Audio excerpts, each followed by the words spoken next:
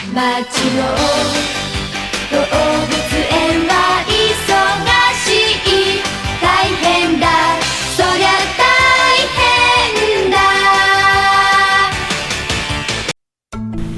Assalamualaikum, selamat datang. Shinchan ni siapa tak kenal, siapa tak tahu pasal kisah Shinchan ni.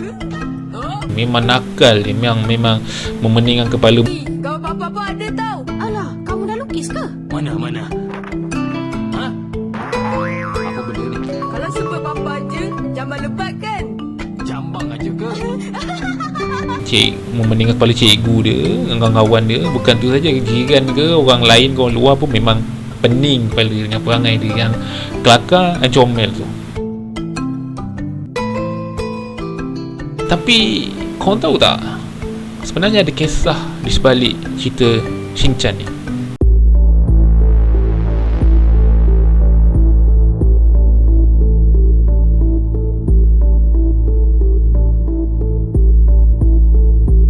Di sebalik kisah seronok dia tu, ada kisah yang tersembunyi, kisah sedih yang tersembunyi, and hadir kisah Shinchan ni macam mana sebenarnya. Diberitakan bahawa Shinchan ni berumur 5 tahun. Memang nama dia aku lupa nama dia apa, tapi nama dia Shinchan lah. Shinchan. Chan tu sebenarnya ada panggilan untuk seseorang. Okay, contoh macam Naruto-san. Tapi kalau macam budak-budak ke ataupun nak bagi macam nampak comel, Chan saja. San jadi Chan. Shinchan ni sebenarnya pada umur dia 5 tahun, okay? Memang kisah dia umur dia 5 tahun pun. Dalam animasi kita tengok tu pun dia memang umur 5 tahun, okay? Shinchan ni sebenarnya dia adalah watak sebenar, real orang macam kita ni. Orang macam kita, dia adalah budak yang comel, muka pun lebih kurang. So Shinchan ni diberitakan pada satu hari dia dengan mak dia tengah naik kereta dengan adik dia lah. So dia naik kereta one day, sampai satu waktu ditakdirkan diorang ni accident. So kemalangan, tak pasti kemalangan kereta tu siapa langgar siapa, tak pasti, tapi memang kemalangan kereta. So Shinchan ni pada waktu tu, waktu tengah accident tu, Shinchan ni dia nampak and dia nak selamatkan adik dia, adik perempuannya tu, kan, adik perempuan yang kecil tu, dia nak selamatkan. So waktu dia nak selamatkan adik dia, waktu tu dia meninggal dunia.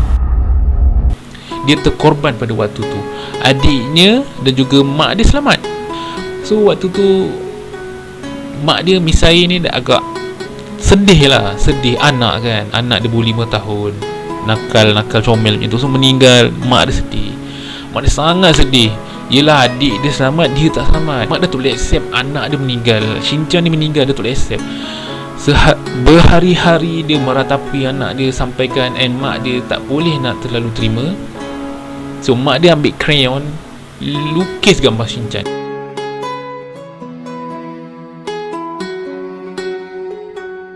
Dia nak menunjukkan bahawa tahap sayangnya kepada Shinchan tu dalam lakaran lukisannya. Mungkin sebab tu dia melukis kot kan. So one day aku tak pasti macam mana, mungkin dia paparkan ke, aku tak tahulah. So datang seseorang nampak lukisan tu. Okay, yang tanya aku sekali lagi, aku tak tahu dia tengok kat mana. Kisahnya memang ringkas macam ni. So datang seorang lelaki bernama Yoshito Usui. So dia tanyalah kepada Misai ni, gambar siapa, cantiknya, comelnya siapa ni, banyaknya gambar budak ni. So Misai pun ceritalah, ni anak dia kena accident dulu, saya sedih pasal dia, bla bla bla bla. So Yoshito Usui ni dia nampak macam satu benda yang sangat menarik. Jadi dia nak adaptasi kan dalam komik animasi dia. Dia menampakkan bahawa budak ini sangat-sangat disayangi oleh Misai, dan dia create watak Shinchan ni sebagai seorang yang nakal, macam mana kita nampak hari ni. So that's why dia meletakkan komik animasi itu pada sebagai crayon Shinchan, sebab mak dia lukis Shinchan tu menggunakan crayon. Kalau korang perasan, episod akhir Shinchan tak pernah ditayangkan kerana pada episod akhir itulah Shinchan meninggal. Okay, daripada episod 1 sampailah episod second last, memang kisah hidup Shinchan. Mungkin dalam 90-80% kot cerita kisah sebenar Shinchan dalam kehidupan dia. berdasarkan apa yang Misai bagi tahu kepada Yoshito. Sampai pada episod akhir, Yoshito tak, bukan Yoshito, pihak production ke apa aku tak sure, tak tayangkan episod akhir kerana pada episod akhir itulah Shin-chan meninggal dunia accident. Tu lagi menguatkan lah teori kisah Shin-chan ni. Okey,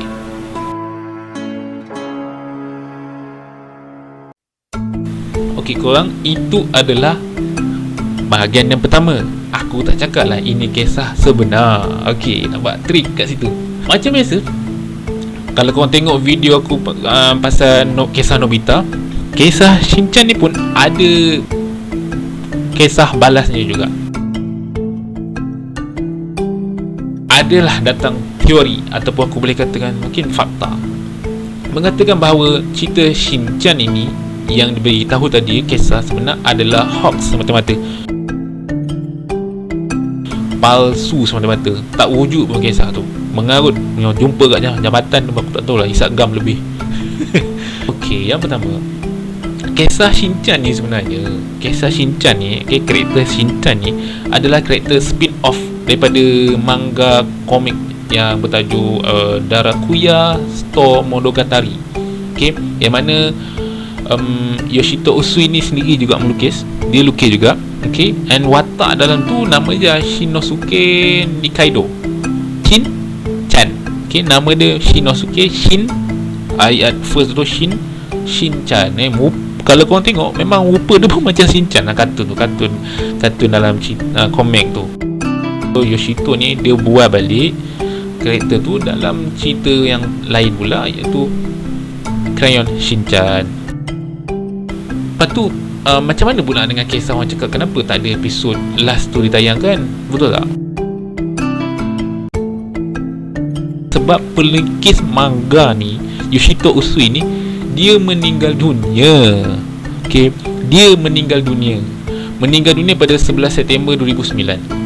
Okey, pada tu dia ke atas gunung Arafune. The body of the cartoonist who created the Crayon Shin-chan series was found in a mountain north of Tokyo on Sunday.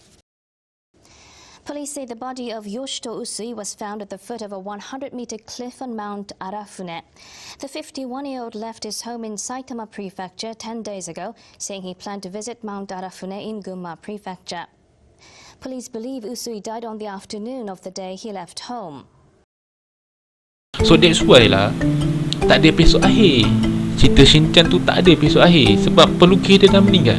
Cuma lepas je beberapa bulan macam tu lah, pada Mac 2010, cerita Shin-chan ni diteruskan juga dengan tajuknya New Crayon Shin-chan.